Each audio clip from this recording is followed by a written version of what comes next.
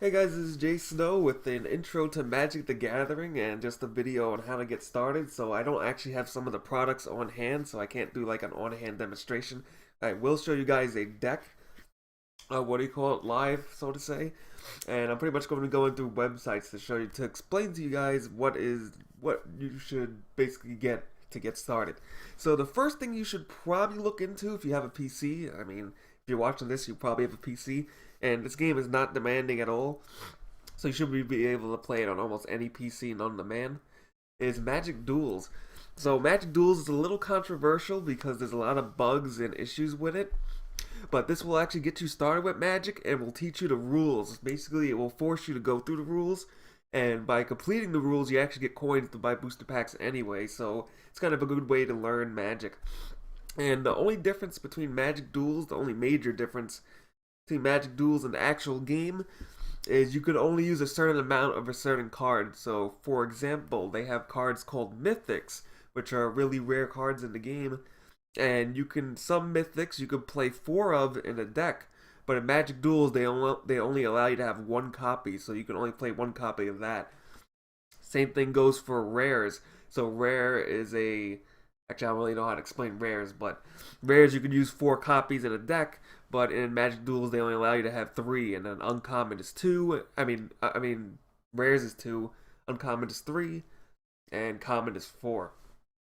So it's just a little bit slight variation, and also the mulligan rules, where you start with your opening hand. There's also a slight difference between that and Paper Magic. So I would definitely check it out. It's on Steam. It is free to play, and it will teach you the rules. So it kind of, it doesn't really hurt to actually just try it out. So that's my first suggestion before even starting the game. So you'll basically see if you're interested and like it enough to switch over to Paper Magic. Now the question, what do I buy for Magic the Gathering if I'm just starting out? So they do have these things called intro packs. So I'm on a website called mtggoldfish.com. I'll put a link in the description below, which is a pretty good site for looking at prices and different products. So for example, here's an intro pack.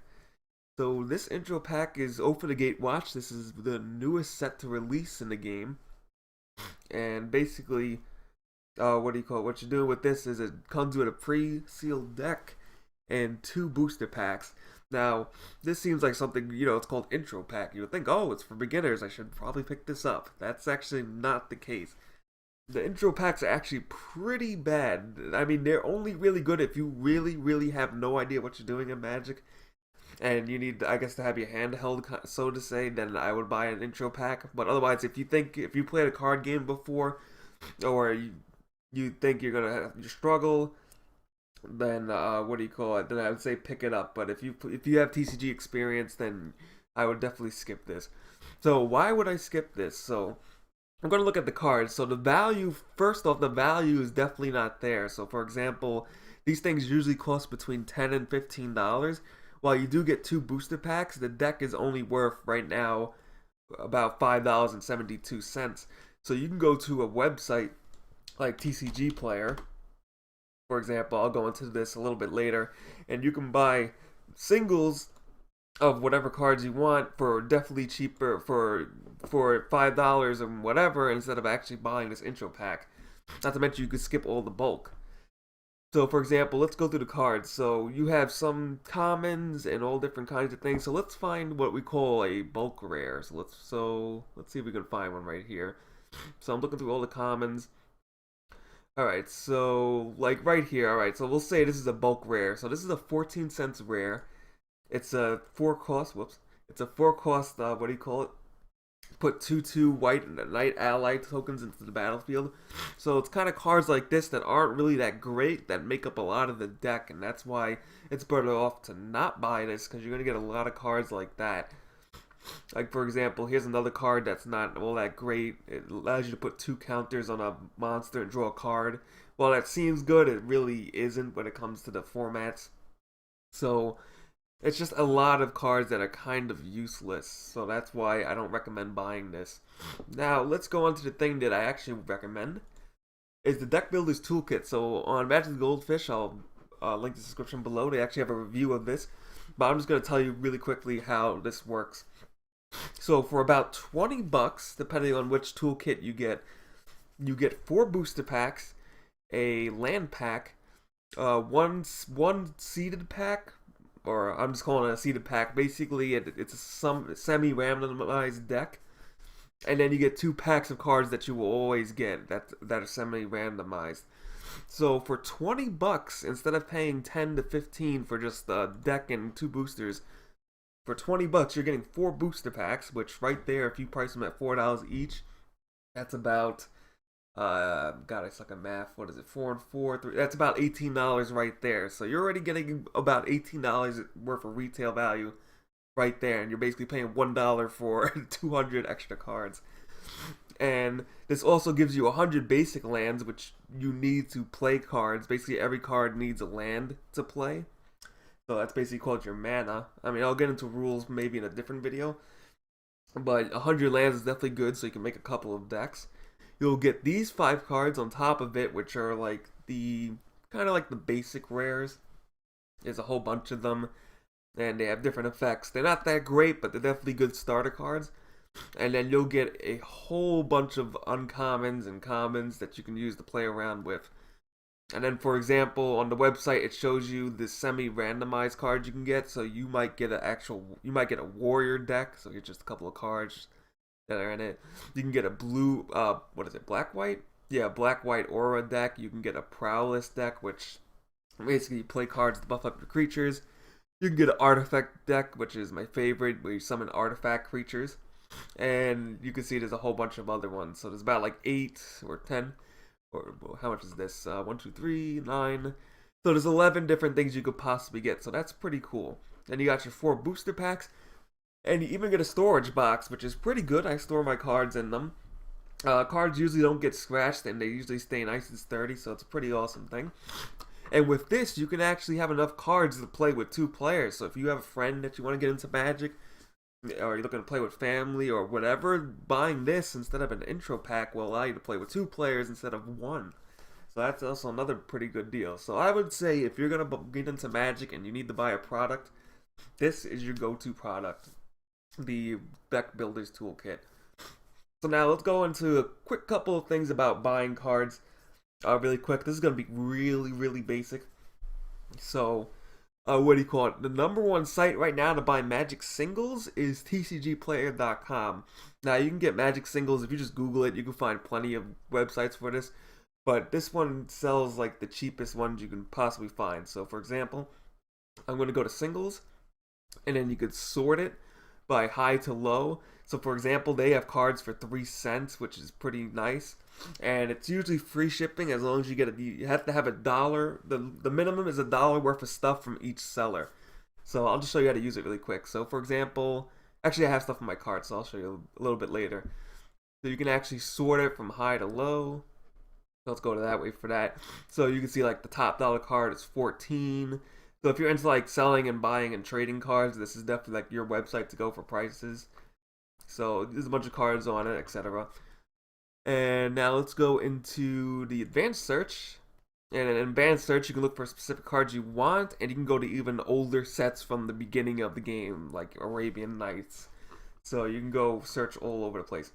So let's just go to cart just to show you guys.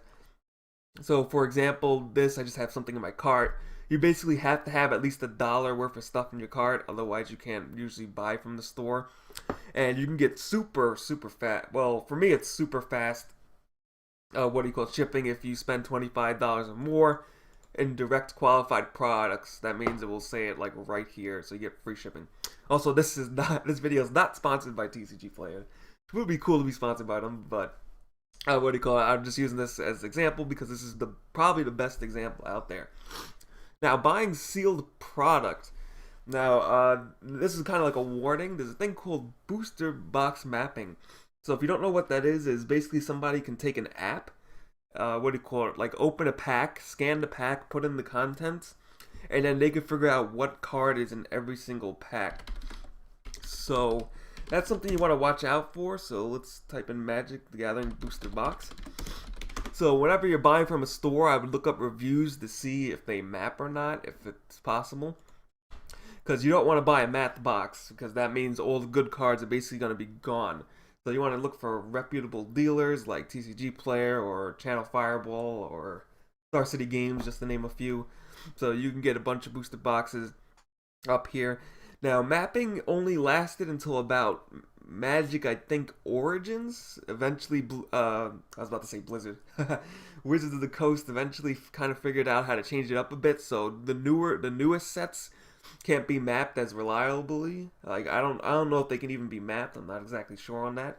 So you're usually pretty safe if you're buying like a brand new box, like for example, Battle for Zendikar or O for the Gatewatch.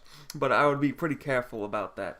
So like on eBay, so let's go to eBay really quick, for example, and let's just type in MTG booster pack. So this is what you don't want to do. So if you're looking for extra packs, do not buy any packs loose on eBay, because most of the time they're usually mapped, except for maybe newer packs like this one. What do you call it? Yeah, like O for the Gatewatch, but I still would definitely avoid it, because you're never really sure if they mapped it or not. So I would definitely avoid buying any loose packs from sites like eBay, etc. Alright, so I think we covered everything there, so let's go into the actual deck, and I'll tell you guys a little bit of how the game works. Alright, so right here I have a Magic the Gathering deck, and this deck is an ally deck, which basically the theme of the deck is to summon a bunch of dudes that help each other out every time another dude goes on the battlefield. So that's kind of like basically the point of the deck. So with any Magic the Gathering, the deck you build, you kind of want to have like a idea or goal in mind. So let's say your deck is to have big defensive creatures and then direct damage in it, then that would be a type of deck. Or let's say you have a deck that when something dies, you swarm out a bunch of creatures. That would be another type of deck that you can make. So those are just like some examples of decks. So I'm just going to go through the parts of the deck pretty much with this. So for example, we have little dudes like this guy, Hada Freeblade, which when he enters the battlefield, he gains attack and strength, or what they would call power and toughness in this game. So he gains 1 power and 1 toughness every time him or any of these allies, which is a creature type, which usually shows up right here on the top. So every time let's say he enters the battlefield, he becomes a 1/2, and let's say I play another one or a different ally, he becomes a 2/3. So they all buff each other up. What do you call it? So those are creature cards. So creature cards, you basically just pay their mana cost and etc. to get them out. We have instants, which you can play pretty much at any time almost in the game while you're playing. So for example, this one exiles a target enchantment, which is another type of card in Magic the Gathering. Then we have lands. So this is the land for allies. So you got special lands like this, but I'm not going to talk about this one because that's kind of not really confusing, but it's not really like a new player-ish kind of thing. So you have different types of lands. So we're going to go through 2 basic types of lands. So I'm going to grab those 2. So what we have here, each deck runs about the average amount that decks run as far as lands, which you need to get out your creatures. So for example, let's actually grab this card. You see the little red thing on top? That's a mountain, so you need a red source of mana or a mountain to play this card. And decks usually run between 18 and 24 lands. Some might run less, some might run more. I like running 18 lands because I tend to run decks that don't really have any big creatures in it. So you have your basic land, which is just a plain land. You play it, let's say you tap it or whatever, and then you get out a creature. It's pretty simple. That's why it's called a basic land. And there are cards that get these out too. Our next land is a dull land. I think it's called a dull land. I'm not exactly sure. But these lands there's a lot of these different lands, and some of them have effects, some of them don't. The most popular one is Guild Gates, which there's some cards that have special abilities where they get benefits from having gates on the field. But basically they add either or type of mana. So this one is not a Guild Gate, but when it enters the battlefield, you gain 1 life. But it comes in taps, which means you can't actually use it right away. But once you're able to use it, which would be your next turn when it untaps, you can actually add a green or white mana to your pool. So it's pretty awesome to have these cards. Usually every deck that runs 1 or more color has these type of lands that have 2 of each color. And these also count towards your land base, so you can have a mix of these and these as well. So let's go through the deck. I mean, I'm not sure how much more I could talk about the deck without going into rules and stuff. So we have another instant. Alright, here you go. So here's an enchantment. So this one, for example, exiles a target creature, which means remove from the game. So you just put it basically to the side. So this one, when you play an enchantment, it comes onto the field and you can remove a creature. Some decks don't run enchantments, some do. So this is kind of like an optional kind of thing, depending on what kind of deck you run. You have equipments, which is like gear you can attach to your creatures. So for example, this one, every time I attack with a creature that's equipped with, so let's say I drop this guy right here and give him a little equipment. Every time he attacks, this thing activates and it summons another little dude, 1/1 dude, onto the battlefield, which is pretty good for this deck.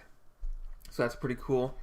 Here's a more advanced land. Now this is slightly more expensive land. Like the lands I just showed you were like, you can get them for like 4 to 8 cents. This land is like almost 20 bucks. And the reason is you can search your deck, which basically if you pay 1 life, you could search your deck for a forest or mountain. So it thins out the deck, and that's why these are expensive. Let's see, what else do we have here? I think we almost covered everything. Just looking through the deck. So for example, here's another basic land, so that's green mana. Another one that searches. This is definitely a good card that you will get probably in the Deck Builders Toolkit. It's kind of like the other land I just explained, but what do you call it? You can search any, but the land comes in tapped, so you can't play it right away. The other one you could play it right away. And I think that's pretty much that's pretty much it. So that's the basics of a deck. The decks are usually 60 cards. So I think the last thing I have to talk about in this video is formats. So we have, what do you call it? I think 4 formats, and there's different ones. So there's a format called Standard. So Standard means you can only use the most recent sets. So for example, the 2 sets that are in right now, if I can just get one more card. I can't seem to find a Magic Origins, but let's just pretend this is Magic Origins. So usually only the most couple of recent sets are in Standard, and that's what you see a lot in a lot of tournaments. And basically what Standard does is it rotates every couple of months. So some sets, so basically a set, I guess so to say, gets banned, and another set is legal. So for example, this one, we'll pretend it's from Magic Origins. It's not, but this is from Magic Origins. The Khans block, which is Dragons of Takir, Fates Reforged, and Khans of Takir. This block is also in Standard. And then the newest block, Battle for Zendikar and Oath of the Gatewatch. So you pretty much just play with that limited card pool. And it's kind of like, it kind of keeps the playing field a little bit even. And that's the most popular format. Now, the second most popular format, which I play the most of, is Modern. So basically any set from Magic 10 and up. No, not Magic 10. 8th edition and up. It's either 8th or 9th edition and up. You could play those cards in a deck. There is a separate ban list, which you can just Google. Just Google MTG Modern Ban List, and you could find what you need there. And so basically this deck right here is a modern deck. So it has multiple cards from old sets. Like here's the old Zendikar block. What do you call it? This one is from Khans of Takir. So it's a big mix of different cards. And it allows you to play the most cards. And nothing rotates out, so that's pretty good. Some cards might get banned, but it's pretty rare for a card to get banned. So that's what most people play. The next one is Legacy. What do you call it? Legacy is only, I think all sets are playable, but it has a ban list. So kind of like Yu-Gi-Oh! If you play Yu-Gi-Oh! You can pretty much play every card you want except for the cards on the ban list. Legacy is basically the same thing. Then there's Vintage, which is only the older sets. I unfortunately don't know much about Vintage, and not many people play Vintage because it only uses the oldest sets, and it's one of the most expensive formats. So there's one for that if you like playing with the older cards. And then another format is Draft, which is pretty popular in Magic the Gathering. So basically you'll buy a booster pack. So let's actually pretend this is a booster pack. So let's just grab 2 piles of cards. So basically, you buy a booster pack or whatever, you pull your cards. Let's see what we get in this pretend booster pack. So, okay, we got a couple of white cards and etc. So basically, you draft with about 4 booster packs, and then you make a 40-card deck to play against your friends or at a local game shop. So it's kind of like an interesting, format where you can only play with the cards and what cards you pull. So it takes a lot of skill to make a deck, and it's pretty fun. I haven't played draft yet, but it sounds very interesting, and they definitely do it at a lot of different game stores. So I think that's pretty much it. So if you guys enjoyed this video or helped you out, feel free to hit the like button. Depending on how this video does, I'll definitely make more if it does well. So I guess the next video would be how the cards work and etc. So hopefully this video, you can start off on Magic Duels and hopefully get into Magic, because it's a pretty fun game. And if you have a local game store or friends that are interested in playing, I would definitely recommend it. So thanks for watching as always. Feel free to subscribe for more videos, and I'll see you guys next time.